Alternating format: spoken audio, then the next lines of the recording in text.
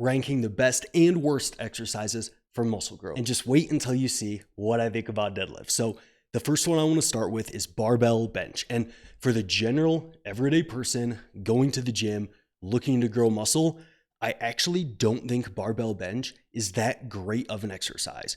And I want to actually put this I kind of want to put it between solid and meh here, but we'll do one of these. We'll put it in meh, but kind of borderline solid. And the reason for this is because, like, generally speaking, barbell bench is a compound exercise that is very stimulating, very overloading exercises that will work to grow muscle. However, a lot of people notice that with barbell bench, they run into limitations in which, for one, they tend to not feel the muscle contraction much in a barbell bench. Now, you can argue on whether that is super important or not. I would say it's something to pay attention to. It's one indicator that you're training the target muscle and that you're providing an overloading stimulus, but it's not the only thing to pay attention to. But that is a potential negative on this. And then also, a lot of people notice that when they start loading barbell bench a little bit more heavy, it starts to bother their shoulder a little bit. It feels a little bit off on their elbow. And I think generally it's not the best exercise when it comes to growing your chest. And I think that a better exercise here is actually the dumbbell bench. And for the dumbbell bench, for me personally, it is probably my favorite chest exercise when it comes to growing the chest. It's an exercise that you can load effectively over time and apply the principle of progressive overload and progressively get stronger on this exercise. For me, I get an awesome stretch in my chest. I get a nice muscle contraction and mind muscle connection. And generally, for myself and most of my clients, this exercise is superior to the barbell bench when it comes to growing the chest over the long term. Now, let's move on here to barbell back squats. So this might be a little bit controversial, but I would say that for the everyday general person going in to build muscle, I would kind of put barbell back squats in the same spot that I put barbell bench, kind of on the borderline of meh and solid. Like, on one hand, is barbell back squats a very good exercise to grow muscle? 100%. It's a nice overloading exercise. You can definitely probably build a really good pair of legs. That kind of sounds a little bit weird, doing just the barbell bench. So I don't want to say that I'm knocking this exercise. It's definitely still worth your time to do back squats. However, for the everyday person going in lifting weights, often they find that with the barbell back squat, once they start loading it heavier and heavier, they often start to have little pains, and a lot of my British clients will call it niggles. I don't know. And with that, it's hard to actually stick with this one over the long run. And back squats, they also take a long time to kind of warm up. And I know this is like first world issues, but it's generally maybe not the best. Is it really good? Yes, 100%. I think it is a very, very good exercise to grow your legs, but a lot of people run into some limitations with it. And for the everyday person going in there to build muscle, I would kind of put it as solid to kind of meh. But what I think is potentially a better alternative here is Bosu ball squats. That is the complete lie. Bosu ball squats are definitely in the nope category. And why are Bosu ball squats nope? A lot of people like to post them on Instagram and they look really cool. Actually, I don't know that. I don't really follow anybody that does Bosu ball squats. And if I did, I'd unfollow them because it's not a good exercise. And why is it not good? Well, when performing Bosu ball squats, you generally don't have a lot of stability when you're performing it. And why does stability matter? Well, stability is going to allow you to generate force. And if you're not able to generate force with your target muscle that you're trying to grow, well, you're not going to be able to recruit all those muscle fibers. And if you're not able to generate force and recruit your muscle fibers, it's probably going to be pretty hard to actually grow those muscles. So Bosu ball squats for growing muscle, not a good exercise, and I would not waste your time with this one. Now let's move to what I actually think is a good leg exercise, and that is Smith squats. So people will hate on Smith squats. For one, I think they generally think it's like a less masculine leg exercise, which is kind of ridiculous. But if they don't hate on that, they'll hate on like it's bad for your knees and stuff like that. And I definitely don't think so. I think that Smith squats, I would put them like, for me personally, for a quad exercise, they are the best for me. But for a lot of my clients, this best exercise might be more of a leg press or a hack squat or something kind of similar to this.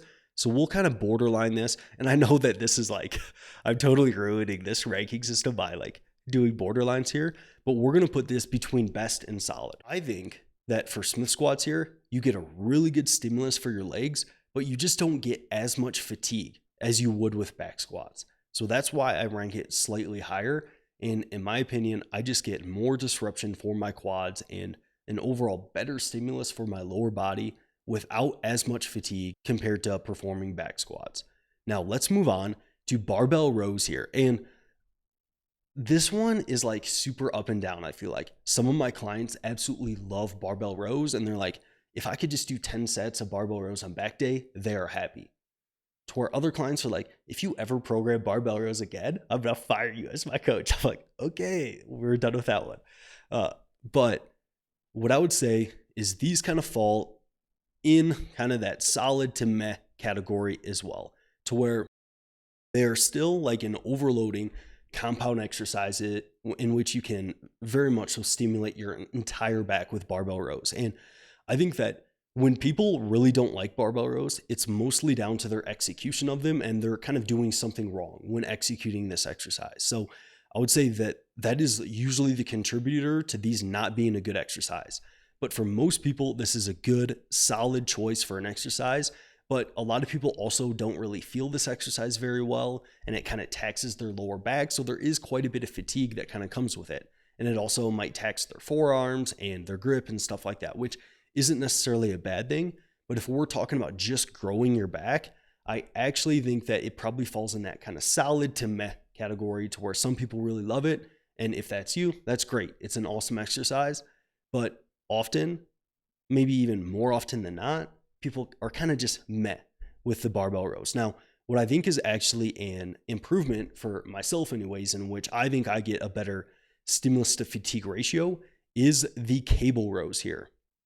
And I'm going to put this one kind of in the solid category. If my current gym had chest supported like hammer strength rows, I would put those in the best category because those are my favorite. I get such a good stimulus to fatigue there because they're chest supported, so I don't get any kind of fatigue in my lower back. So I can really do those all day and just stimulate my back. So I really like those, although I'm not ranking those right now. But cable rows, kind of similar. I feel like I get less fatigue from cable rows, but can stimulate my back equally as effective with barbell rows. And like with cable rows, especially for like seated ones that take the back out of it a little bit, I can really just focus on stimulating my back.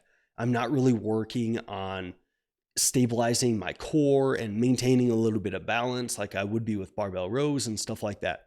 So for me, these come in slightly above. Now let's continue this pull day here and move to barbell curls.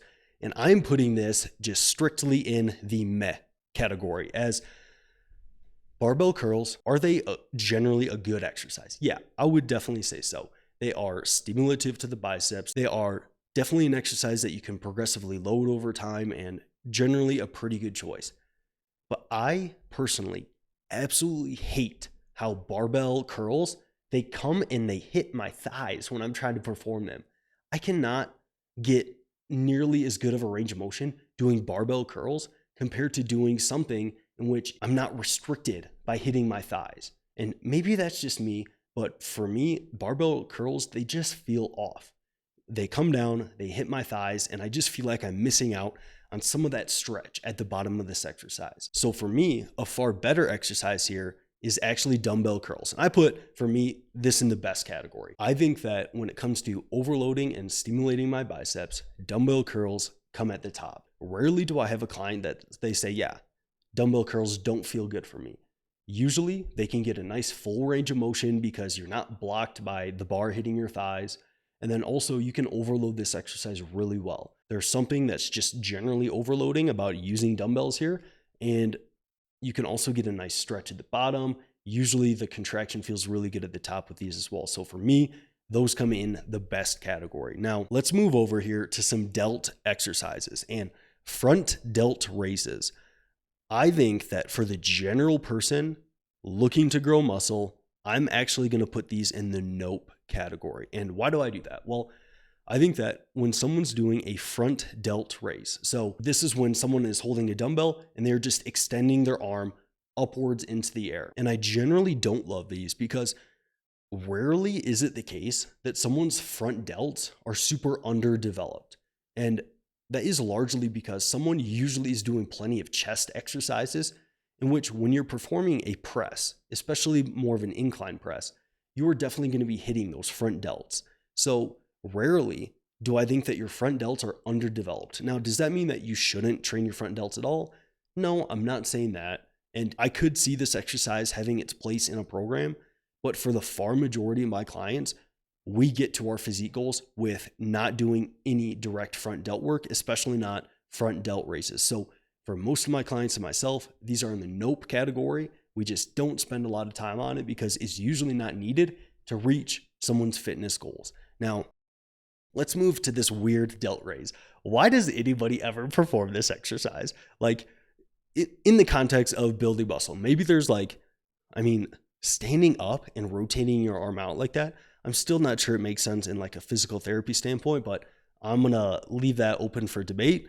I think that for general hypertrophy, these weird delt raises, I don't even know what they're called. They probably have like some fancy name that someone thought that they looked cool. But I think that if you're doing this for hypertrophy, you might not know how gravity works. And I generally don't like this exercise. So moving on here, cable lateral raises. So I'm putting this in the solid category.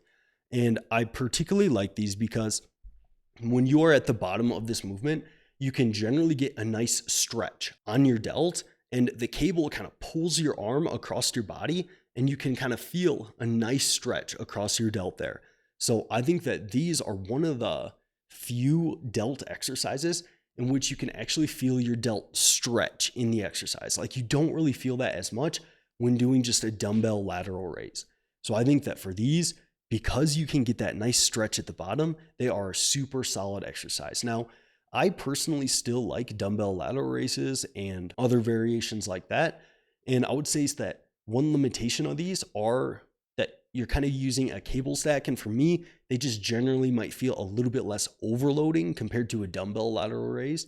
But I still think that this is a solid choice. Now, moving on here, tricep pushdowns. I would also put this in the solid category here. And maybe I should have made my sections a little bit larger here, but that'll work. So tricep pushdowns, I think it's a solid staple in your program. I don't necessarily think they're the best tricep exercise, as I think that they're maybe a little bit less overloading than some other ones. But in general, it's hard to go wrong with a tricep pushdown, as usually most people can get a nice stretch at the top of this movement and then a nice kind of peak contraction at the bottom, holding that contraction for a split second and really focusing on a good mind-muscle connection and an overall good stimulus with not a ton of fatigue from doing these. So I think that these are a solid choice.